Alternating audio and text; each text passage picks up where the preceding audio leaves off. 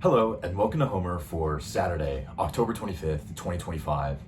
Today we're going to be reading from lines 442 to 456 in Book 12 of the Iliad, in which we hear more about things that mortals cannot do now that we used to be able to do. Let's get into the possibilities and impossibilities. Thank you so much for being here with me today, and let's do the English.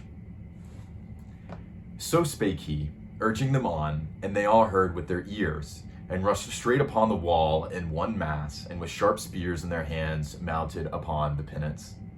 And Hector grasped and bore a stone that lay before the gate, thick at the base, but sharp at the point. Not easily might two men, the mightiest of the folk, have upheaved it from the ground upon a wain, men such as mortals now are. Yet lightly did he wield it, even alone. And the son of crooked counseling Cronos made it light for him. And as when a shepherd easily beareth the fleece of a ram, taking it in one hand, and but little doth the weight thereof burden him, even so Hector lifted up the stone, and bare it straight against the doors that guarded the close and strongly fitted gates. Double gates they were, and at high, and two crossbars held them within, and a single bolt fastened them. Amazing. Let's do it in the Greek. Os photopotru non hoi duasi pandas akuson. Akuon. Ithus ande pitekos auales hoi menepeta. Crosauon epebainon akachmena dura pecontes. Hector dar paxas laan peran hos rapulauon. Esteke proste prumnos pacusao tarhu perthen. Oxusen tuon duo kedura neredem uraristo. Rei dios epamaxan apuodeos ocliseian. Hoi nun brotoies inodem in rei. Hodem in rei apale kai oios. Ton voela fronethe cacronu pais angulometeu. Ostote poemen rei apere pocon arsenos oios. Ceri labuon hetere oligon teminachthos epegei. O sectoritus anidon pere la anaeras. Hai rapulas erunt pucas tiboros araruias. Dicliras upse las doioi dentos noceias. Eichon epe moi boi mia de cleis apparere. Wonderful. Some tough stuff in there. I'm a little stuffed up today with my Greek recitation, but I hope that nonetheless the effect was pretty good. What's this line in here? Another mortal's line, right? Hoyoi nun brotoyesi. That's a sort of interesting corruption, the epic corruption there. Hoyoi nun brotoyes. And then you have the elision at the end of asin, right? So as mortals now are, hodemin reapale kai oios, hodemin reapale kai oios. So he did it, right? So he easily lifted it up himself alone. I think that this is a wonderful line when compared to the one that comes before it, right? Rei dios epamaxana puodeos ocliseian. It's almost, I feel the plurality of this this optative, right? Ochliseian, that epsilon, iota, alpha, nu on the end, aion, they may, right?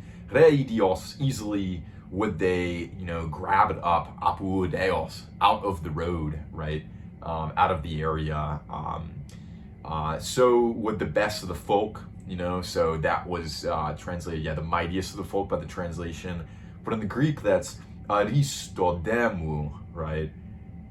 So the best of the deme, as if to imply that the deme is sort of the whole entire unit here. And we don't really think of the Trojans or the Achaeans as interchangeably being demes themselves, as groups of people. Obviously, they're conglomerates of different people that are coming into, sort of fight for pay on the Trojan side and fight for honor on the Achaean side. These different forces, how they get them to show up. Duan neredem uraristo, right? So we have that heavy omega ending on aristo because it's in the dual. I like this feeling, dua nere, right? Another dual anere.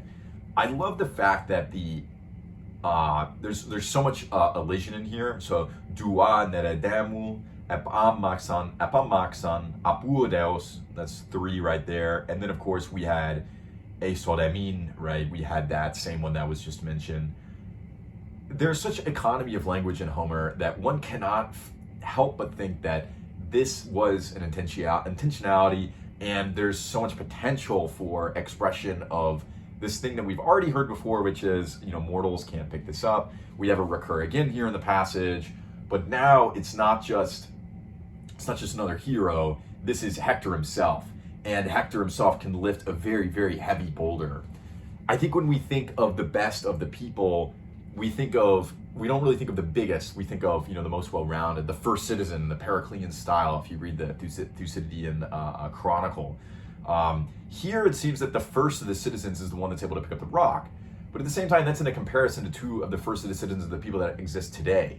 So maybe even a well-rounded, not necessarily the biggest, like Big Ajax, maybe not even necessarily the biggest hero of the time was still able to pick up this massive rock. Maybe he accorded his power in other ways. And of course, one very obvious way in which his power is accorded is by having the son of Kronos on his side.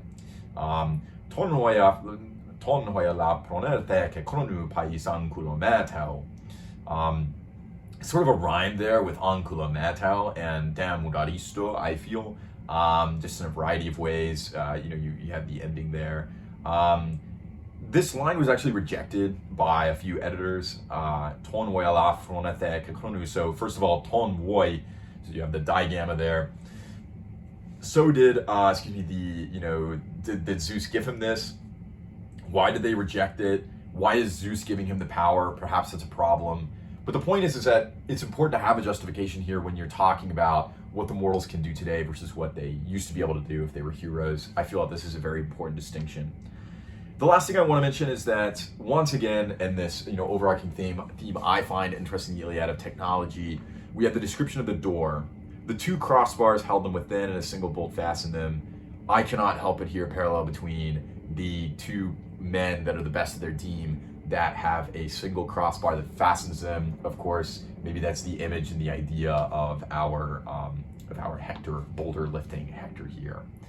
Anyway, let's ask ourselves where we can find 2 and 1 in our lives. Great Pythagorean numbers. The question I leave you with today is, if you had to be the bolt that held the doors together, what would be the boulder? What would be the object? We think of doors as very passive, but actually doors open up into things. And soon enough, we will be opening up into the Achaeans, to get into their shipyard, right? What is the door that you are opening up to? And what is the boulder that you must lift in order to spring these well-fastened bolts wide open, or doors wide open? Thank you so much for listening today, and I hope you find some time in the rest of your weekend to ponder that question. Thanks so much for listening, and I'll see you tomorrow. Bye.